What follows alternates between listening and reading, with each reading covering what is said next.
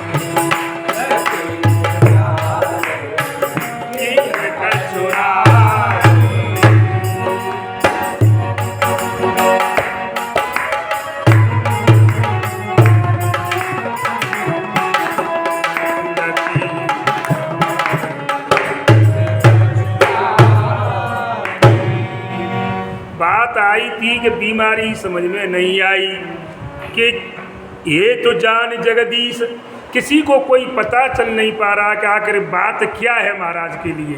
तब जा कर के बाबा गोस्वामी कहते हैं कि दशरथ जी ने खुद कहा कि आनाऊ रामई बेग बुलाई, आप जाइए शीघ्रता से और राम जी को मेरे पास बुलाइए, राम को। क्योंकि तब इस बात को सुना, समाचार तब पूछो आई, तब जाकर के मुझसे पूछना कि आखिर बात क्या है, कि क्यों है ये स्थिति क्यों बनी है। पहले सबसे पहले मुझको ज़रूरत है राम की, राम को बुलाओ, उसके बाद मुझसे बातचीत करना। इस प्रकार से जब कही तो चले वो सुमंत्र। देखिए मंत्री का एक फर्ज होता है कि भाई शुभ चिंतक उनके मर्म को जानते हैं, तो उनने ये समझ लिया कि वास्तव में इनके लिए बड़ा कष्ट है, कोई परेशानी है। आगे लिख रहे हैं कि लकी कुचाल की न कछु रानी। समझ गए कि एक केवल महाराज राजा के लिए हो या किसी भी पुरुष के लिए केवल एक ही जगह कमज़ोर होता है, वो सब जगह सिर रहता है। लेकिन अगर घर में विध्वंस, अगर पत्नी से अगर गड़बड़ होती है तो वहाँ वो टूट जाता है बिल्कुल, और वह कमज़ोर हो जाता है। तो महाराज सुमंत जी समझ गए कि महारानी के कैसे इनकी कुछ अनबन हो गई है, इन नहीं कुछ किया है, इसलिए वो उनकी बात को भापे और राम जी के लिए जो है बुलाने के लिए चलते हैं। मग परई न जाओ। हमारी डोले करई पाना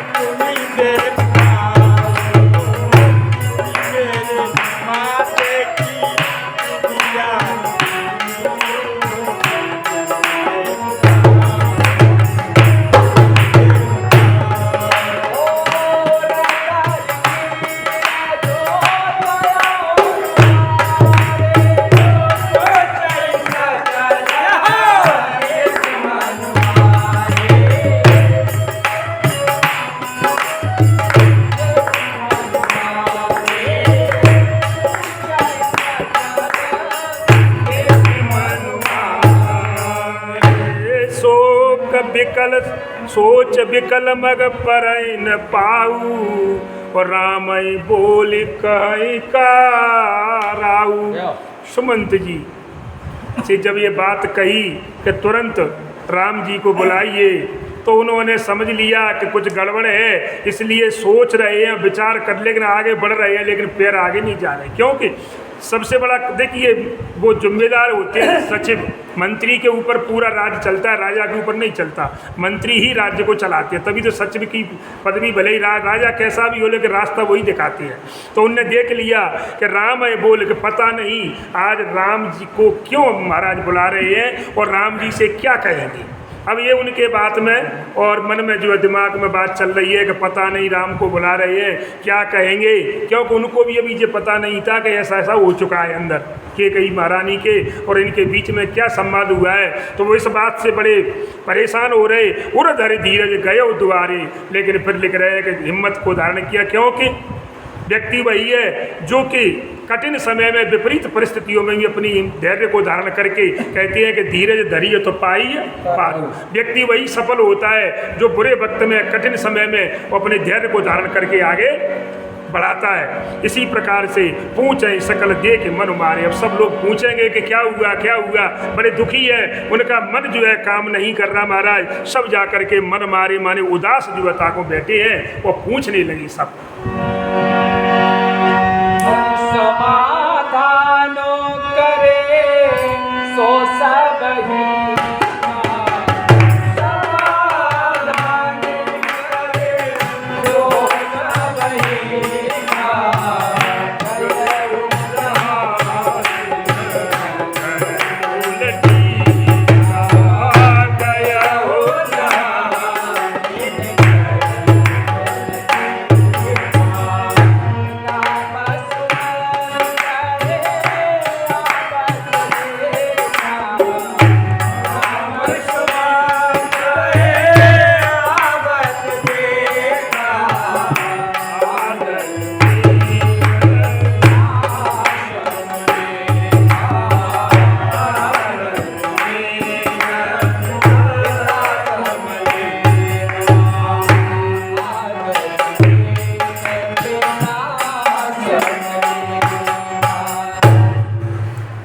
जा रहे हैं सब लोग नगर के पूछ रहे हैं सुमंत जी से क्या है क्या बात है, उदासी क्यों है।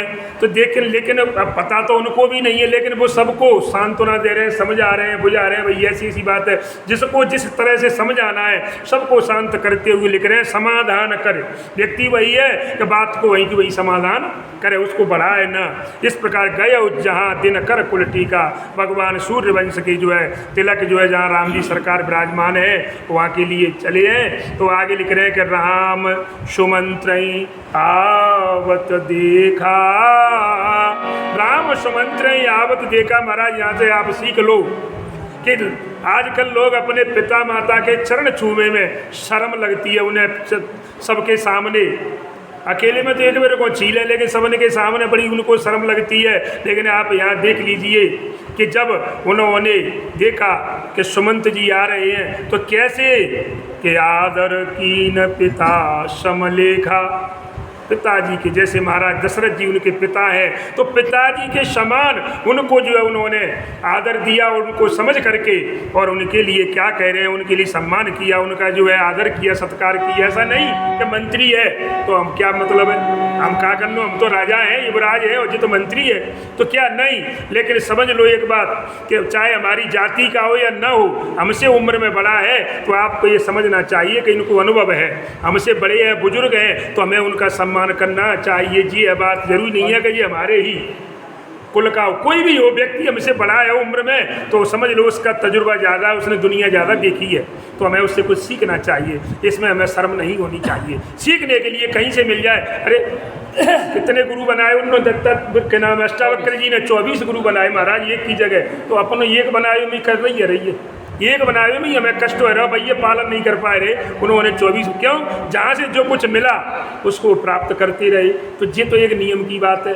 लेकिन अब क्या करें, बड़ी समस्या आ रही है या कलयुग में, बड़ा सही बात है। नहीं तो यहाँ के लिए, इस कार्य के लिए और भजन कीर्तन इनके लिए तो कथा श्रवण करने के लिए इस आदमी को समय नहीं है, सीधी सी बात एक है, कहाँ है समय।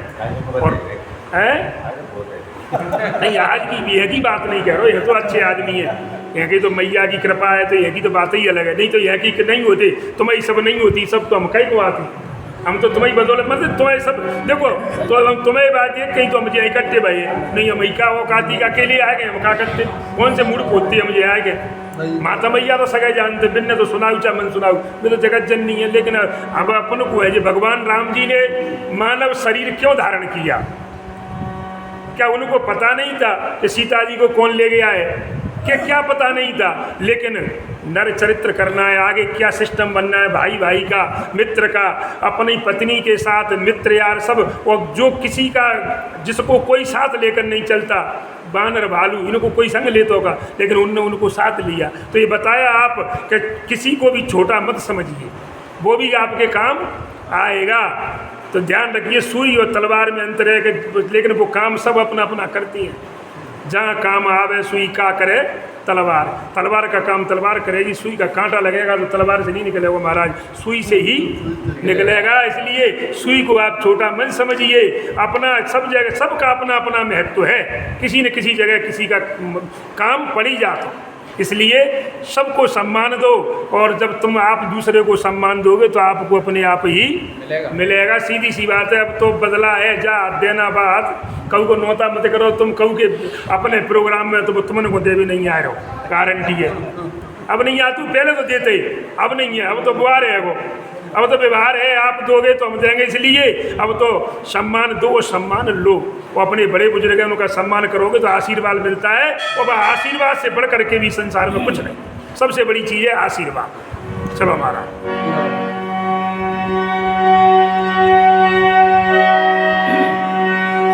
हरि निरखी मदान काहे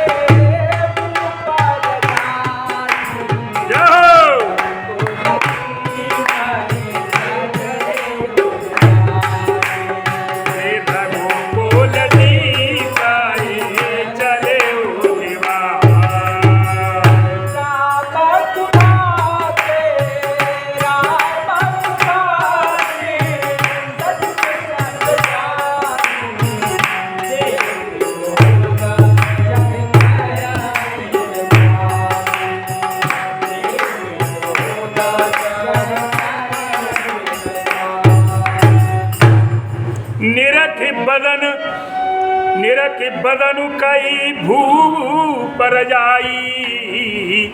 निरख राम जी को देखा, राम जी के मुख को देखा, और महाराज दशरथ जी की आज्ञा का जो है उन्होंने सुनाया कि ऐसे ऐसे पिताजी ने बुलाया है कि निरख बदनु कई भूप रजाई, राजा का आदेश सुनाया तो रघुकुल दीप चले उलिवाई, रघुकुल के दीप और राम जी सरकार को सुमंत जी अपने साथ में लेकर के चले। तो आगे कि राम कुभात सचिव संग जाई, यहाँ पर देखिए कितना सुंदर वर्णन किया है बाबा ने कि जब राम जी और सुमंत जी के जब साथ में जा रहे हैं तो महाराज एक तरीका होता है जैसे थे उसी अवस्था में उठ खड़े हुए, ना तो वस्त्रों का माने जिस प्रकार से वेशभूषा जो होती है धारण करने की जब अपन कहीं जाते हैं तो अपनी तैयारी से जाती है, लेकिन तुरंत पिताजी का आदेश तो लिख रहे वहाँ से जैसे के तैसे उठे, तो इस प्रकार से बिना किसी वेशभूषा के और उसमें देखा तो लिख रहे हैं कि देख लोग जय तय बिलखाई, लोगों में थोड़ी सुखबगाहट हो गई कि पता नहीं कुछ न कुछ गड़बड़ है। सब लोग क्योंकि सब समझदार हैं आजकल, सब जानते हैं कि ऐसे उठ करके एकदम कैसे के तैसे चले गए, न तो कोई बातचीत हुई, कुछ नहीं हुआ और जैसे बैठे थे उसी अवस्था में चले गए। तो लोगों के मन में थोड़ी गिलानी है रही है उस समय।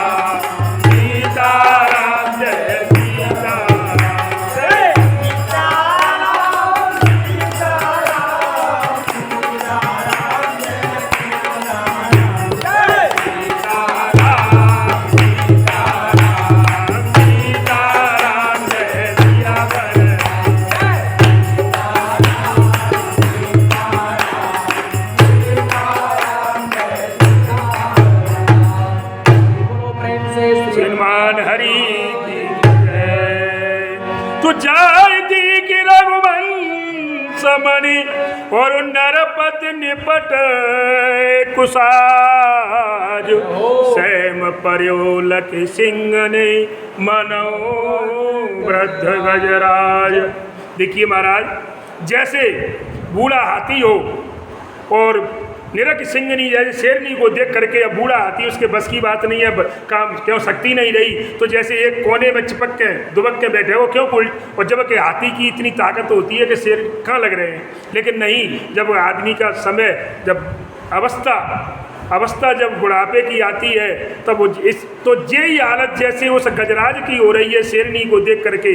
यहाँ पर जाए दी के रघुवंश नरपति निक, जब राम जी सरकार ने और जहाँ जा करके देखा कि पिताजी की उस हालत को देखा, महाराज दशरथ जी की हालत को कि इस प्रकार से बेहाल असहाय दशा में पड़े हैं जैसे एक वृद्ध गजराज की तरह। उन्हें एक महाराज चक्रवर्ती महाराज और उनकी ये दशा ऐसा देख रहे हैं राम जी सरकार के जी क्या है।